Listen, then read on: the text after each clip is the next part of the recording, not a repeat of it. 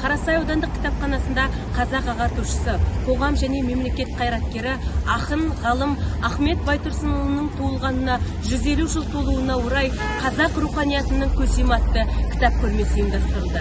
Ендеше бізбен бірге болыңыздар ағайын. Ахмет Байтұрсынұлы 1872 жылы 5 қыркүйекте Қостанай облысы Тосын болысының Сарытүбек ауылында дүниеге келген. 1891 жылы Торғайдағы 2 сыныптық орыс қазақ мектебін бітірген соң Орынбордағы мұғалімдерді даярлайтын оқу орнына түседі.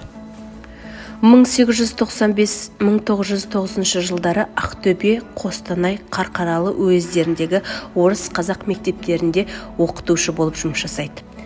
Байтұрсынов өте кемеңгер, білімді тұлғалардың бірі болған.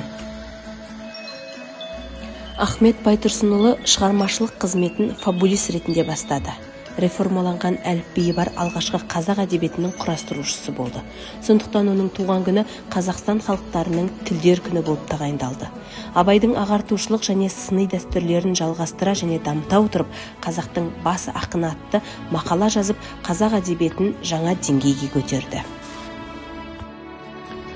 Ахмет Байтұрсынұлы қоғамдық саяси қызметке белсене қатысты. 1913-1918 жылдары Әлихан Бөкейханов, Міржақып Дулатовпен бірге алғашқы жалпы ұлттық қазақ газетін шығарды. Байтұрсынұлы бастаған Алаш зиялылар элитасы дайындаған Алаш партиясының бағдарламасы қазақ газетінде жарияланды. 1917 жылы 2-ші жалпы қазақ съезінде Ахмет Байтұрсынұлы Алаш орда тізімдерін қарастырып бекітетін оқу-ағарту комиссиясының төрағасы болып сайланды. Сонымен қатар қазақ өлкесін зерттеу қоғамының басшысы болды. 1929 жылы маусымда ұлтшыл кеңеске қарсы әрекет жасады деген айыппен қамауға алынып, 1934 жылы халықаралық Қызыл Крест ұйымының өтініші бойынша Алматыға оралуға мүмкіндік алды. 1937 жылдың қазан айында Ахмет Байтұрсынұлы қайта тұтқындалып, 1938 жылдың 8 желтоқсанында Түркі халық партиясының террористік ұйымы деген айыппен халық жауы ретінде атылады. 1988 жылы 4 қарашада Қазақстанның жоғарғы соты ағартушы Ахмет Байтұрсынұлының оның әрекетінде қылмыстың болмағандығын ақтайды.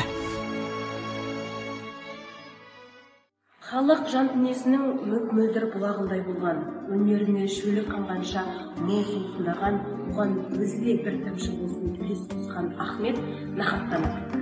Бірақ Ахметтің өмірі де, Ахметтің үйі де өшкен.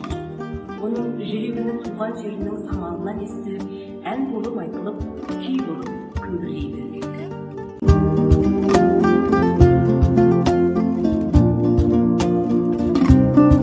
Балалар, оқуға бар жатпа қара, жуынып киіміңдер жып-жып. Шақырды, тауық мана әлдеқашан қарап бір терезеден жатыр.